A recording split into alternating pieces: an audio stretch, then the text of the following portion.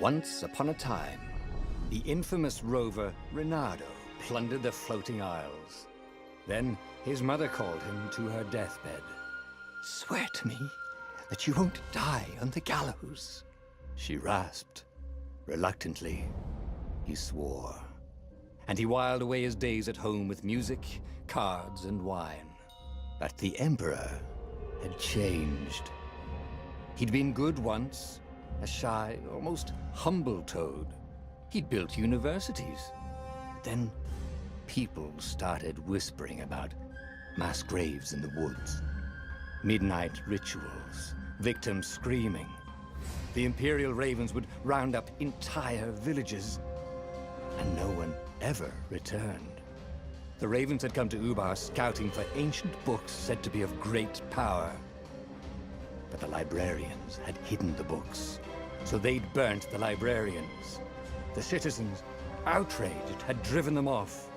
The Ravens had come back with dropships. The kid had fled with one of those books. He was brave and dumb and wanted to join the rebellion. And Reynardo had promised his mother he'd protect him.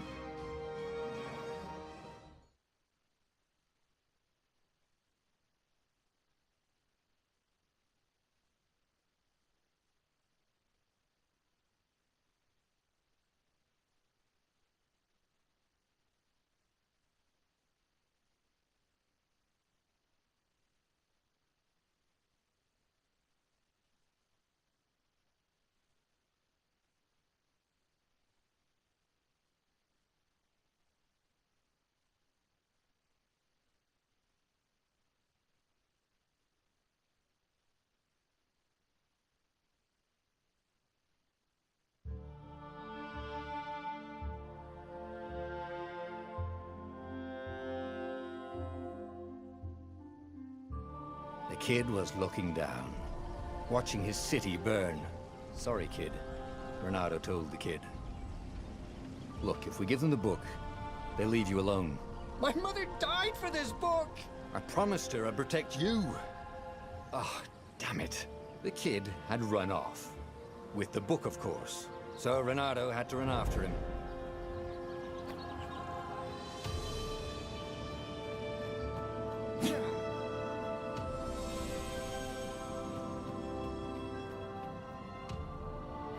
The two ravens were staring at the kid like he was their dinner, which probably was what was in their tiny brains.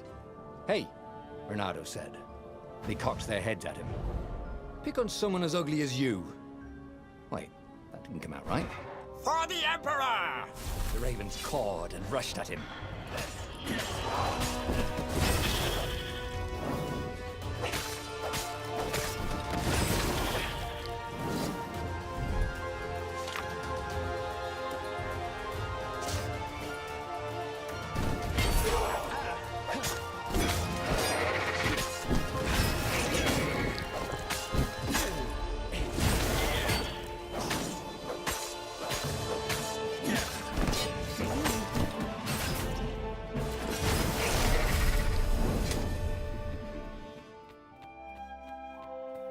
A dropship flew overhead. He hoped they hadn't noticed him. The kid.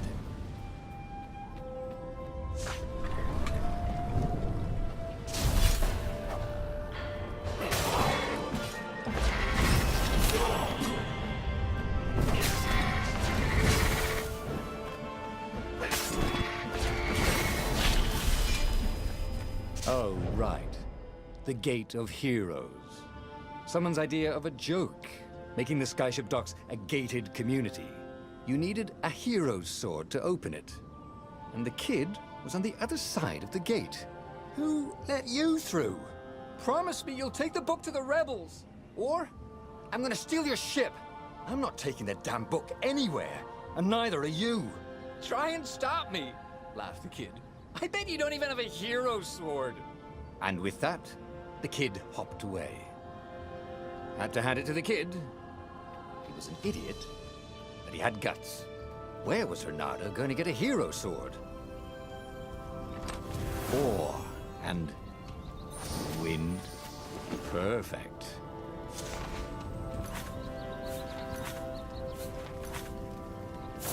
Shadow Sword. QED.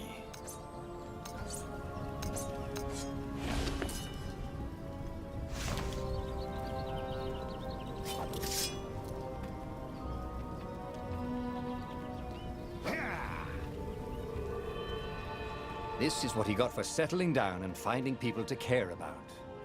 The kid's mum had been a swell cook, and she'd laughed at Renado's jokes, even when he didn't know he'd made one. And then the ravens had come to burn her. And she'd made him promise to protect the kid.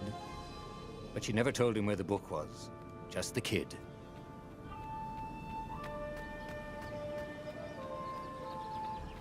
He came up to a ledge. It was too far to jump. There'd been a bridge here before, hadn't there?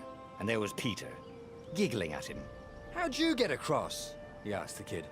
"Where'd you find a hook?" "I hopped," said the kid. Wise-ass kid.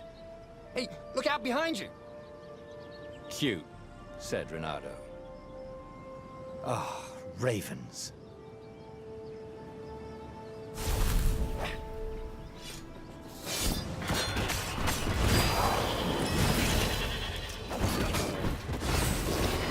It was time to talk some sense into the kid. Just hook his way across the ledge and chase the kid down. Thing was, he hadn't used his hook since he'd retired. Damn it. Maybe if he meditated at that altar there, he'd remember his old skills.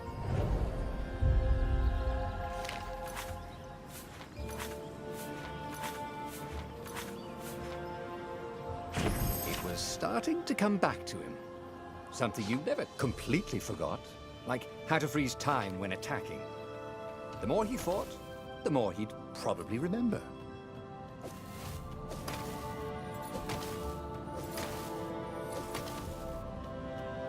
And there was the Farfarer. She was the fastest ship he'd ever known.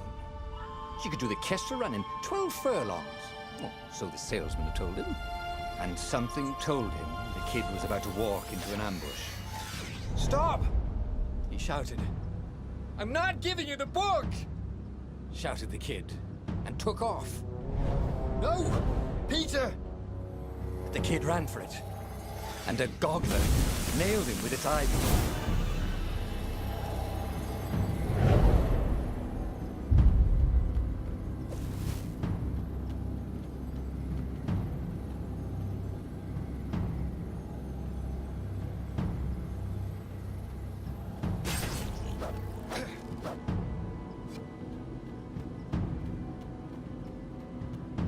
The book was unburned. Next to it were the buckles from the kid's shoes, and a kid-sized pile of ashes. Damn it, why hadn't he lied and told the kid he'd take the book to the rebels? The kid would be alive now. Really pissed off and betrayed, but alive. Oh, damn it. Renato picked up the book. He couldn't let the Empire have it now. He was going to have to get it out of there. He'd be a wanted man. Probably have to join the rebellion just to have a place to dock. Well, he'd hated home life anyway. What was the big deal about this book anyway? Maybe he should open it and find out. All that had been years ago. How many? The war was a blur. And now 3 Raven scout ships were chasing him. "Where are you running, rebel?" cawed the Raven captain over the loud hailer. Renato could see them cranking up their catapults. "Just going out for milk?"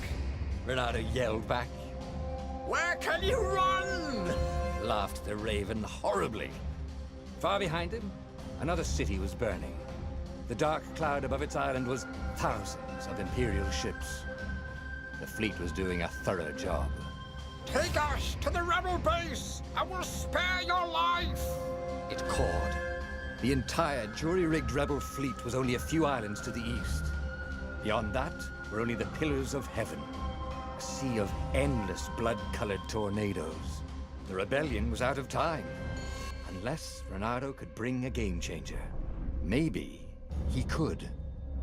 Renato had found out where he could find the pieces of the Sky Ripper. the legendary weapon that had exiled the lost gods. Surely a legendary weapon could win the final battle. On the other hand, his old friend Lapino had sent Reynardo a desperate message saying he had a brilliant scheme to save the rebellion.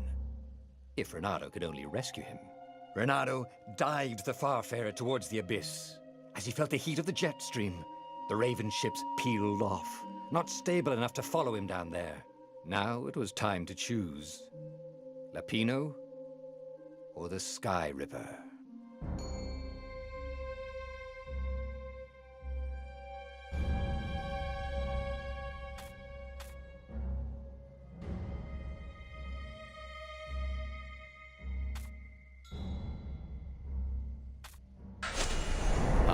Lapino.